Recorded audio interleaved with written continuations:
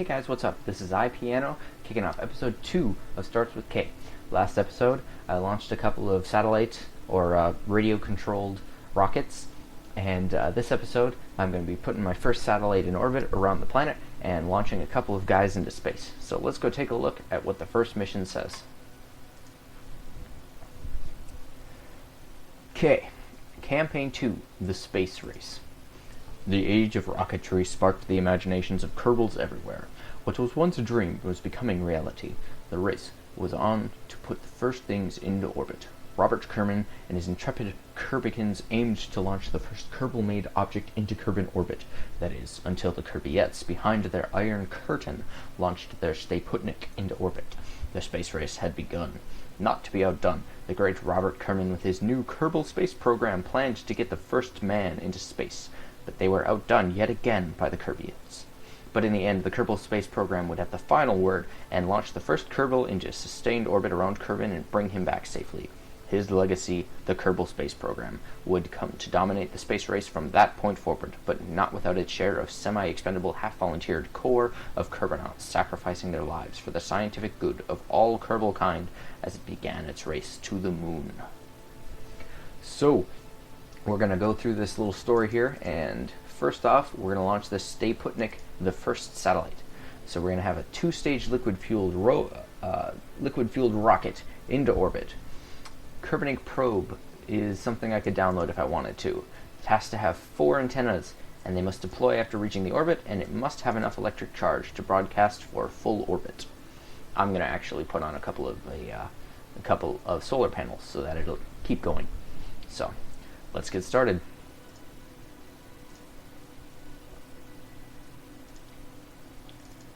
So, first off, we're going to need to come up with the basic... I'm going to come up with the satellite design first and then build a rocket around it. I don't know what the best way to build satellites is, but that's the way I prefer to do it, because generally the satellite's going to be on top of the rocket. So, I'm going to use Stay-Putnik Mark 1, just to go with the name. On this Stay-Putnik, I'm going to need a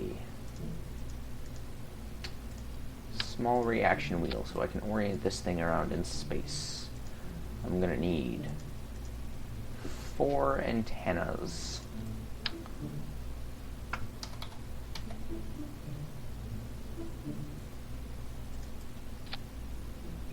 Yeah. Ooh, that's new. What else do I need? It's not coming down, so I don't need a parachute. I'm gonna need...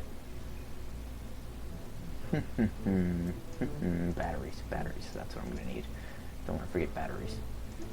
That's under utility? Yeah, here we go. Probably shouldn't need more than 2 of these little guys.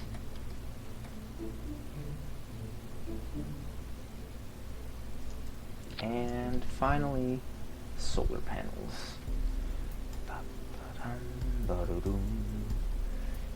I'm just gonna go with these cheaper ones. Stick a couple on the sides. Yeah, that should work well enough, I think.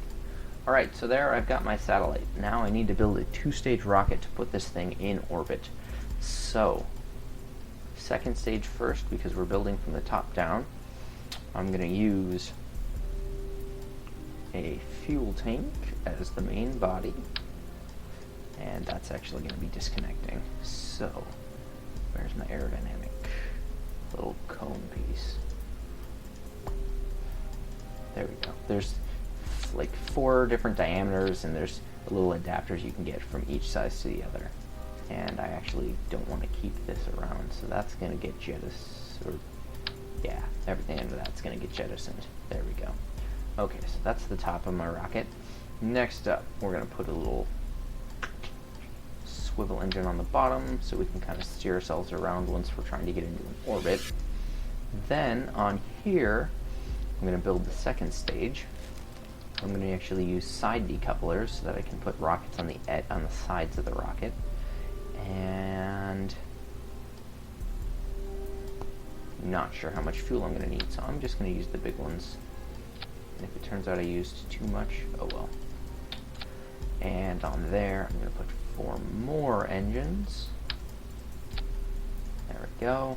And some nose cones to keep the aerodynamics. Then I'm going to throw on, there's some little struts you can use to hold things together, because things start to get a little wobbly when you have a lot of parts. So these will just help hold it together. Okay, so we got our struts, we got our stages, fins. Fins are useful. Fins are really useful. What fins do I want? These will be good. Okay, got our 2-stage rockets. So, first stage we're going to launch the bottoms, and then we're going to jettison them and activate the middle one, and then once we're into an orbit, we'll jettison that. And it'll kind of just float around in space, and I can remotely destroy it. Then, I have to deploy these antennas once I'm in space, so I'm going to use something called an action group. And the way this works is I can assign the number 1 key to automatically extend all of these antennas whenever I press it. So when I get up into orbit, I'll just hit number 1, and hopefully that'll extend all of those. Now the only thing I'm worried about is that these antennas won't make it for the trip, or not the antennas, the solar panels. So I'll have to watch those to see if they survive the launch. Stay putnik. Alright, let's try this thing out.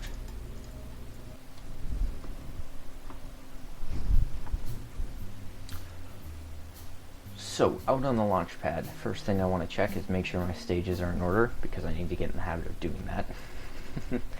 Alright, so we got our rockets. Yep, everything looks good there. I'm going to throttle down a bit, because the first stage probably won't need all of the throttle.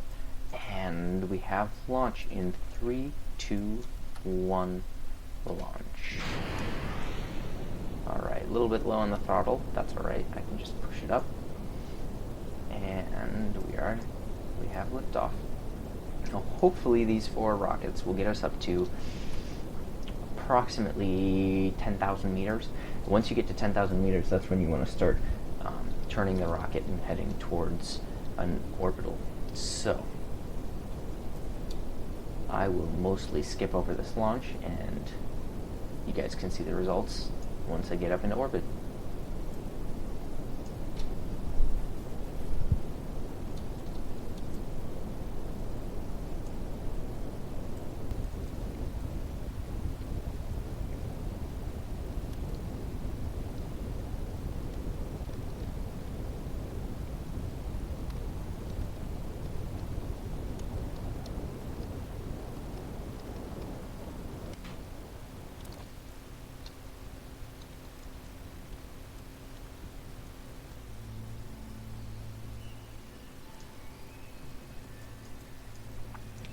Alright, so now comes the next part of the mission. We've got to get this rocket into an orbit. So here's how I usually do this. When I hit the apoapsis, I'm going to hit the engines and go exactly perpendicular, or parallel to the Earth's surface, sorry. And what that's going to do is that's going to extend out my flight. And what I want to do is I want to keep the apoapsis just in front of the rocket as much as possible. If it starts to get too far ahead, then I'll throttle down for a bit. If it gets behind, I've just got to point my trajectory upwards a little bit, or rather away from the surface of the planet, and just keep this kind of right in front of the rocket until this path extends around the entire planet. And once it gets close to becoming a full orbit, this is going to pull away from me a lot, so I'll just have to be a little careful. And by that point, yep, so then I now have the periapsis, which is the lowest point of the orbit, and the apoapsis, which is the highest point of the orbit. I like to keep both of those above 70,000 meters because that's approximately the height where the where Kerbin's gravity starts to pull the rocket back down. So as you can see, both of these are indeed under or above 70,000. So I'm just going to fast forward a bit to the apoapsis. And once I get there, I'm actually going to push the thrusters ahead a little bit more. And what that's going to do is that's going to extend the periapsis a little bit.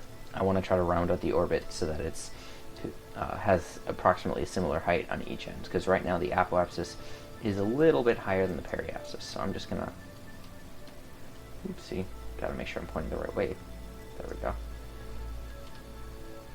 So the apoapsis is about 100,000. That's going to be my target for the periapsis. And 99, 93. And when you're trying to round out an orbit, you really kind of just got to go a little bit at a time. Because, there you go. And they flip really quick because they're really close to each other. So that is approximately a round orbit around the planet Kerbal.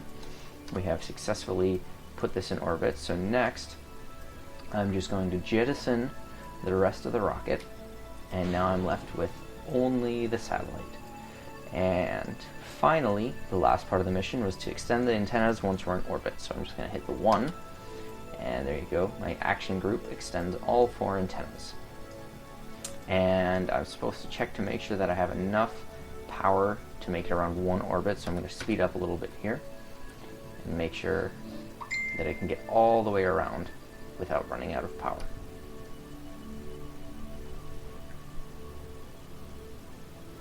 And right now, the electric charge isn't even going down at all because we're pointing at the sun and we have solar panels. So, once we get behind the planet, however, the electric charge is going to dip down. Not exactly sure how fast. Not very fast at all. In fact, I probably could have gotten away with only 1 battery. Oh well. Good to know that for future reference. At least this way it's symmetrical and a little bit more stable for flying. So there we have it. Mission 1 completed. I'm going to go back to the Space Center and destroy that little bit that we jettisoned at the end there, because that's also going to be in orbit, just a slightly different orbit, and I don't need it anymore. So here we can see we've got 1 active satellite in orbit, and if I click here I can see the debris for it also. They're both in approximately the same place, and I'm just going to choose the debris and terminate it.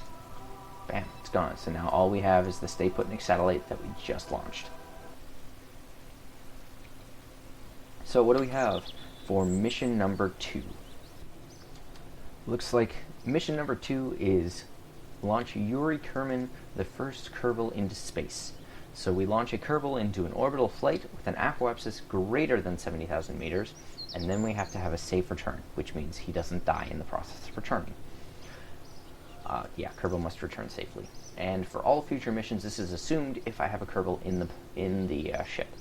And of course, it has to land on land in order to mimic Vostok 1. So let's get started. This is actually going to be very similar to Stay Putnik. It doesn't actually have to make it into orbit, so I don't need quite so much rocket fuel in the second stage, but the rest of it is going to be, honestly, very similar.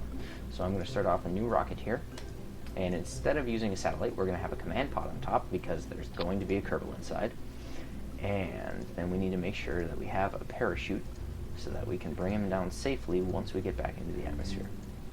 So next up, we're actually going to put a heat shield on the bottom in addition to it. Got to make sure we grab the right diameter. That's not the right diameter. There we go. And that way, when we're re-entering the atmosphere, the command capsule won't heat up and break or kill him or whatever. Want to make sure he's safe. All right. Next up, we have another fuel tank. Actually, you know what? The last flight. Yeah, I did need to get into the second fuel tank a little bit before I got up above orbit, so gonna need that. Next, we're gonna have our 4 initial stage rockets.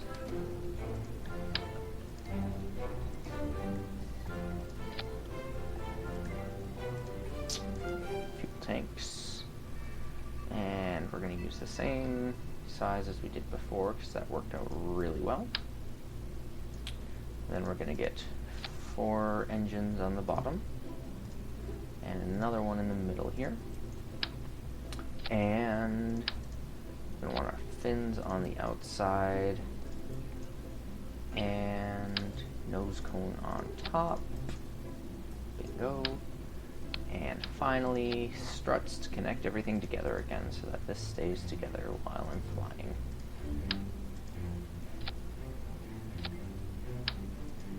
Alright, so time to check the staging. We got 4 rockets at the beginning, then we want to jettison those and launch the second one, and we actually want to be able to jettison that too, so that we have the minimum weight possible coming back down to the planet. So that'll be up here, and finally we'll pop the chute when we're almost down to the planet, and I'm gonna hit that at 1,000 again, just to make sure that we slow down enough. And the only stipulation is we have to make sure we land on land, so I'll have to make sure to do that, to adjust accordingly once I'm in orbit. Vostok 1. Alright. Let's launch this. This is going to be pretty much exactly the same as the last launch, except once I get into orbit, instead of trying to extend the orbit to go fully around the planet, I'm just going to adjust it to make sure that I land on land somewhere. But other than that, it'll be pretty much just a repeat. So we got launch in 3, 2, 1, launch.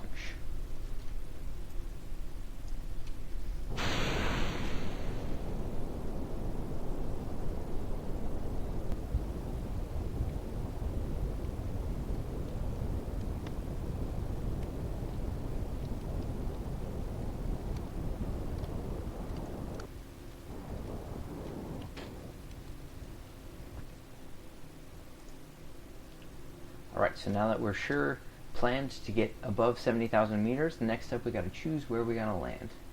And it's kind of hard to see, but there is land right here, so I'm going to try to land it right on there. Just kind of a jump from here to there.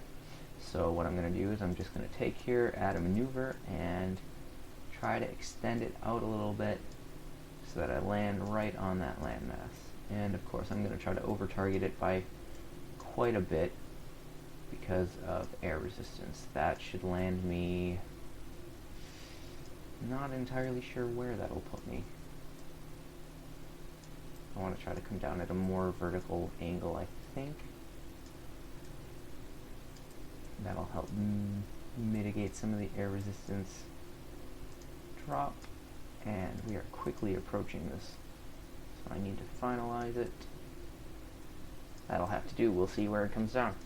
So in 35 seconds, I'm going to have a 19-second burn, and I'm going to be pointing this way, right at this little blue cross. And you might have noticed that I didn't even put on any SAS modules, yet I'm still able to adjust the ship while I'm in space. That's because I have a command module which has built-in SAS, or not SAS module, sorry, gotta stop saying that, built-in reaction wheels. That's what I'm talking about, reaction wheel system, which is what allows you to adjust while you're in space. And I should have started the burn a couple of seconds ago, so I'm just gonna do that now. And here we go. Got plenty of fuel left to finish the burn. Try to keep on point the entire time. And cut. Perfect. Hopefully that will land me on this landmass. If it doesn't, I will have to try this again, because I have to land on land. So I'm going to jettison the fuel tank and the rocket, because I don't need that. And I'm going to try to orient the ship pointing the opposite direction, so that when we re-enter the atmosphere, all of the heat is focused on this heat shield instead of on the top. So let's see how this goes. Actually, I can probably just turn off the targeting system. Ooh, that's really easy to control. There we go. It should automatically point at approximately the right direction as we re-enter. Yep, there we go. As soon as we hit the atmosphere, it's going to start pointing. So let's see how this goes. Once we hit the air, I predict that right around here we should start seeing the effects. And let's see, what's the map say? According to the map, it's going to be close. It's going to be really close. Okay, there's the effect. Yeah, so that's going to get really, really hot. And slow down. Man, we might look at this thing right here. That would be fun.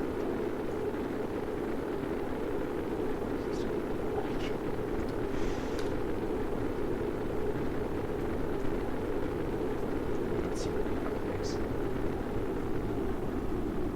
It's gonna be close. It's gonna be really close.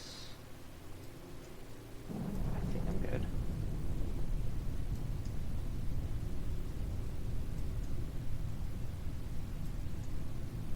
Yes. Alright, we're going to make it over. We're going to land on the land, and this will be a completed mission number 2. So once the speed gets down to around 200 meters per second, I'll pop the chute. That'll slow us down. Actually, you know what? I'm just going to pop it now. That'll slow us down quite a bit more. Once we hit 1,000 meters, it'll open up the rest of the way and slow us down to a nice 6 or 7 meter per second drop the rest of the way down to the ground.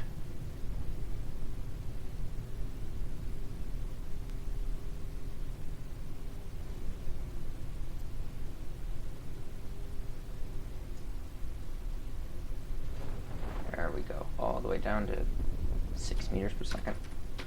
And now we just got to take her down softly. Nice gentle landing.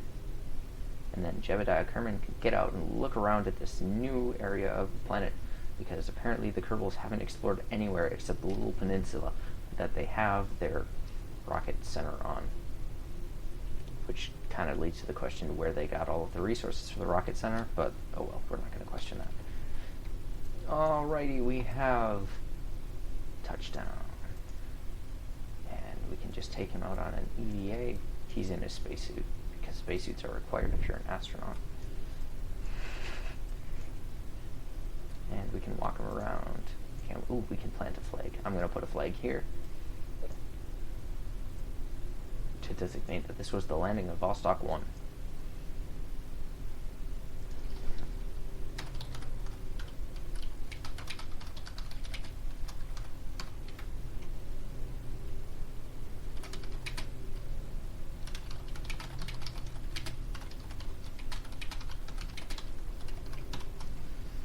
Here landed the first Kerbal to enter space. And that is the end of that mission. So I'm going to just get back in the shuttle, or the capsule, and await recovery.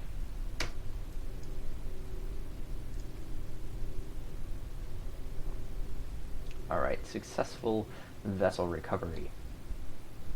2 down, 1 mission to go in the space race campaign. So let's go take a look at what we got for part number 3. Alright, looks like part number 3 is Project Moho. John Kerman, the first Kerbal to go around the world. Launch a Kerbal into orbital flight with a periapsis greater than 70,000 meters. So that's the bottom of the orbit. He has to complete 11 orbits. Wow.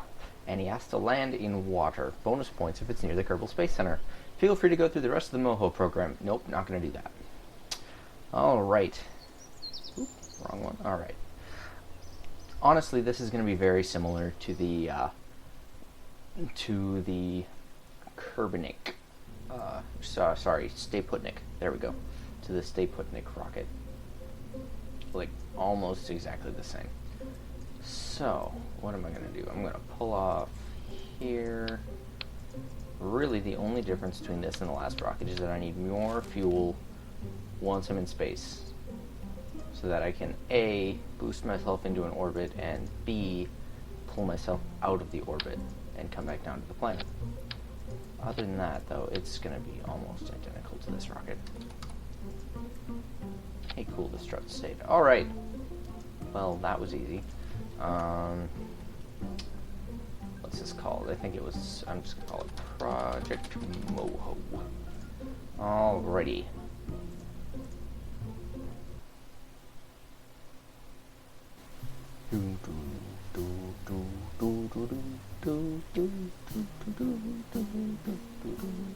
Actually, you know what? I'm going to want to put some solar panels on here because I'm not quite sure.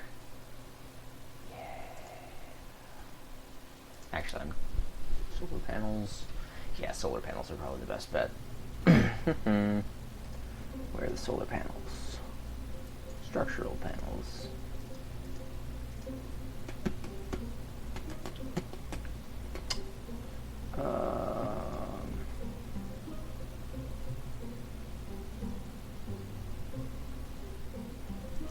use these, two of the fancy fold-out ones.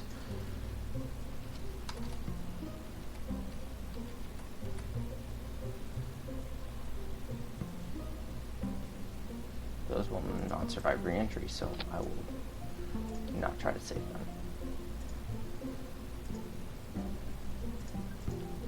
Okay. One more try. And I think I forgot to modify. Will the staging be correct? Staging might already be correct. We got 4.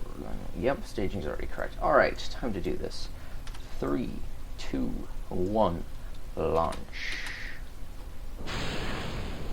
So basically this is going to work exactly like it did with the Stay Putnik satellite. The only difference is once I get into space, I'll take 11 orbits, and then I'll just bring it right back down and hopefully land in the water right over here somewhere. So, yeah.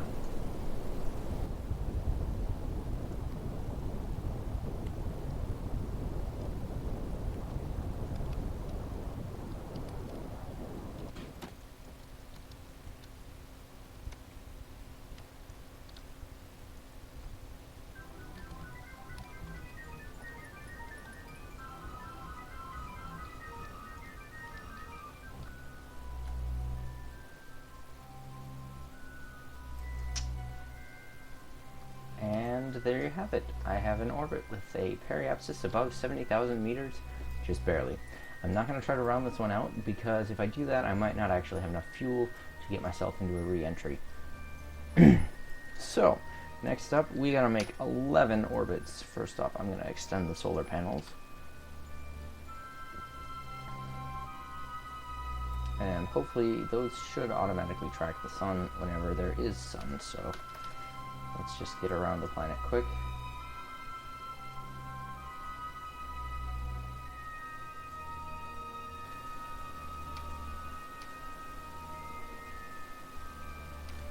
Yep, they flipped around.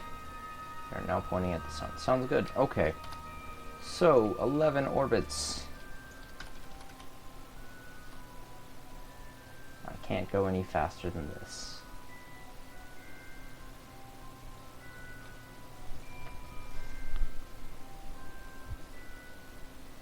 I'm going to use the periapsis as the end of the orbit quote for knowing when I'm done. So we got 1 orbit.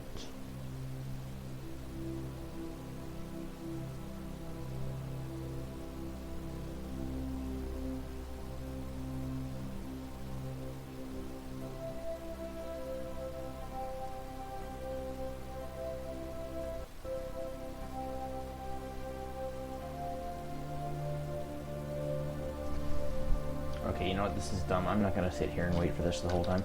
If I go back to the Space Center, I can actually speed this up a lot more from there.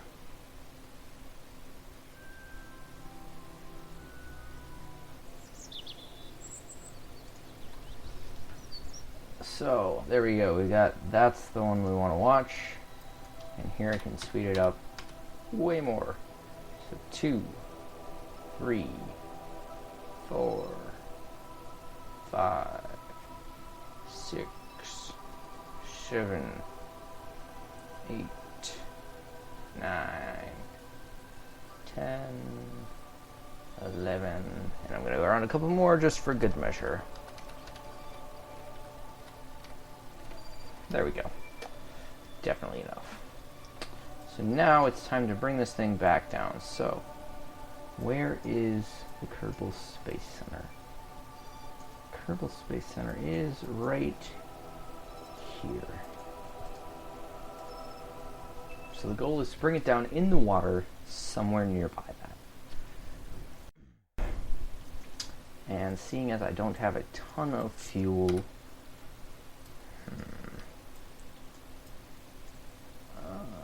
okay, so looking right here.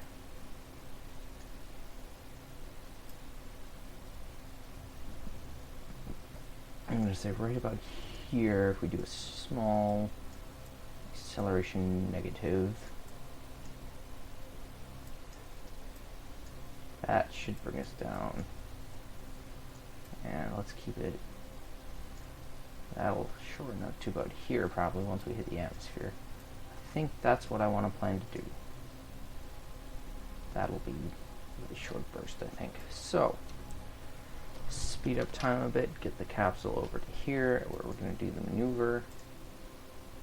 Actually, there is...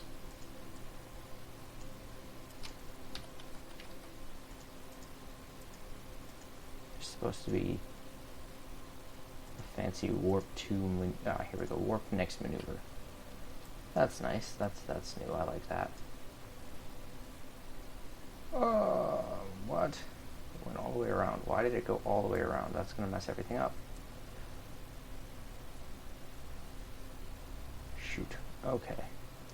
Well, no more doing that.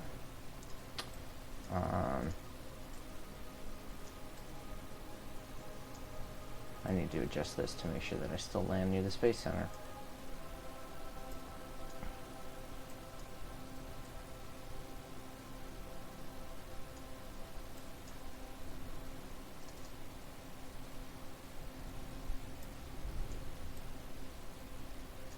Okay, well, that was not helpful at all.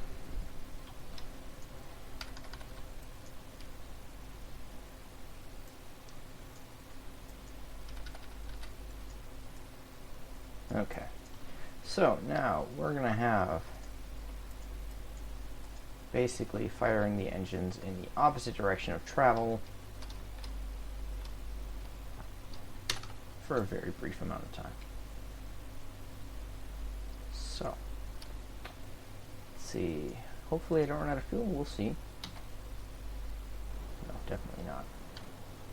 Okay, so according to this, my flight should end right here in the ocean. However, we all know that due to the atmospheric drag, it's going to end up probably right around here-ish, which is the goal, because that's near the Kerbal Space Center.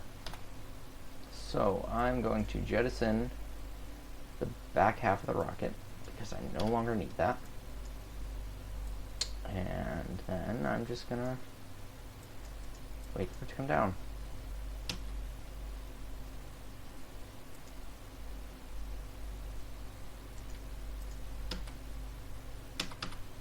Hitting one should bring the solar panels back in. But it does not appear to. Did they change it so you can't undeploy them? Maybe that changed. Oh well, I don't need them. Goodbye. So now we want to point at... That's our direction of travel. We want to point the other way, negative or opposite direction of travel. And wait for the atmosphere to take us in.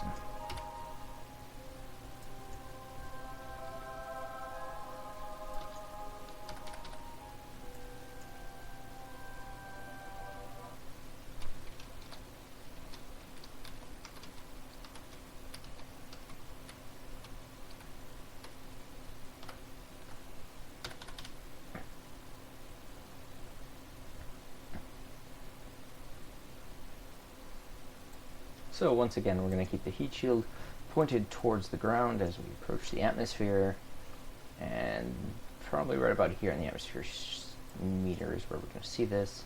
We're going to hopefully go over the Kerbal Space Center right there on the ground. You can maybe see it. I don't know. I can see it, but I'm the one running the game, and you're just watching the video, so you maybe can't see it. All this is going to work out really well. Goodbye, Space Center. And that's going to slow us down. Holy crap, we're going really fast.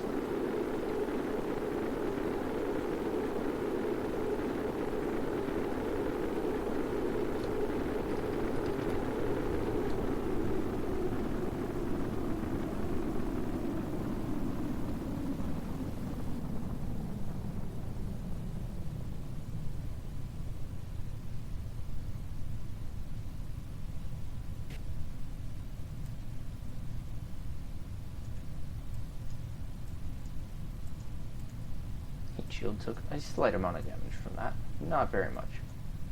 Wonderful. We're going to splash down in the ocean. We're near the Kerbal Space Center. I would call this a successful mission, for sure.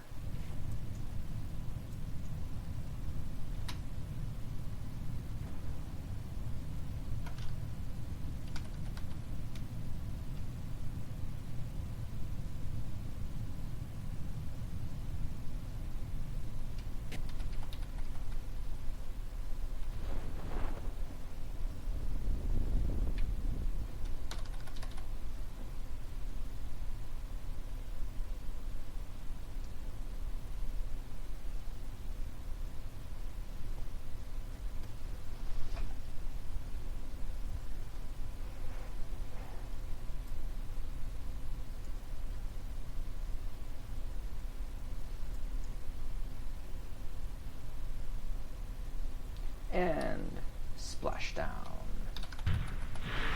And thus, the Kerbals have won the space race by sending the first man to orbit the planet Kerbal. Let's just recover the vessel.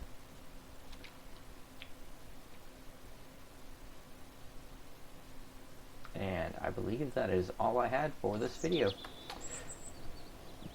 After the successful launch of John Kerman into a controlled orbit around Kerbal, the race was on for the moon and beyond, beginning with the age of satellites. So that's going to be next video. I'm going to be, probably building a bunch of satellites, seeing as this is called the age of satellites. Yep, there's a lot of them listed, so that might actually have to get split up into 2 videos. We'll see how it goes. Anyhow, see you guys then.